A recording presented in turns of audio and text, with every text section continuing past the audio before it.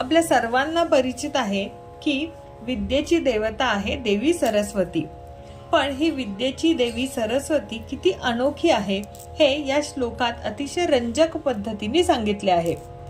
अपूर्व कोऽपि कोशोऽयं विद्यते तव भारती, व्ययतो वृद्धिमायाति क्षयम आयाति संचयात। भारती, भारती म्हणजे विद्येच्या देवी सरस्वतीचं भारती हे नाव आहे।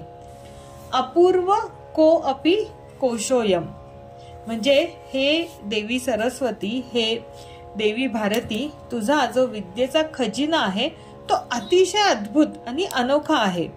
आता का बरं, कशा पद्धतीने तो असं का म्हटलंय की तो तिचा खजिना अनोखा आहे? तर व्ययतो वृद्धिमायाति। आता आपल्याला माहिती आहे की आपल्याकडे कोणताही खजिना असेल, पैसे असतील किंवा इतर कुठली धनदौलत असेल, तर ती जशी खर्च करू तशी काय होतं की ती संपत जाते हळूहळू।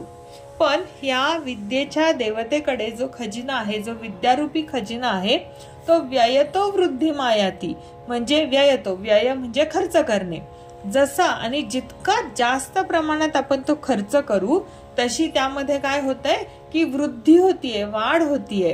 क्षयम आयाति संचयात, आणि याच्याच उलट हीच विद्या आपण जर फक्त स्वतःकडे साठवून ठेवली, म्हणजे तिचा फक्त संचय केला, तर काय होतंय, तर तिचा क्षय होतोय, ती हळूहळू करत नाश पावतीये। म्हणजे समजा आज आपण एखादं काहीतरी पुस्तक वाचलं, आपल्याला आपण काहीतरी ज्ञान मिळवलं, माहिती मिळवली, ती जर मी फक्त स्वतःकडेच ठेवली तर काय होईल, आज थोड्या वेळ करता ती फक्त माहिती आपल्याला लक्षात असते, पण दुसऱ्या दिवशी, तिसऱ्या दिवशी हळूहळू करत आपण ती पूर्णपणे विसरून जातो।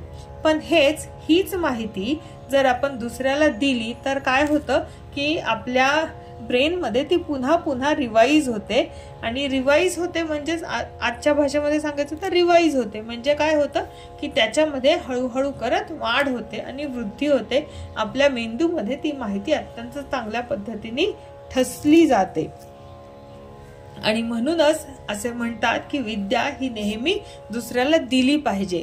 विद्या दुसऱ्याला देताना दुसऱ्याचा जितका लाभ होईल तितका होईल, पण त्याबरोबर आपल्या स्वतःचाही प्रचंड लाभ जेव्हा आपण विद्येचं दान दुसऱ्याला करतो त्यावेळेला होतो।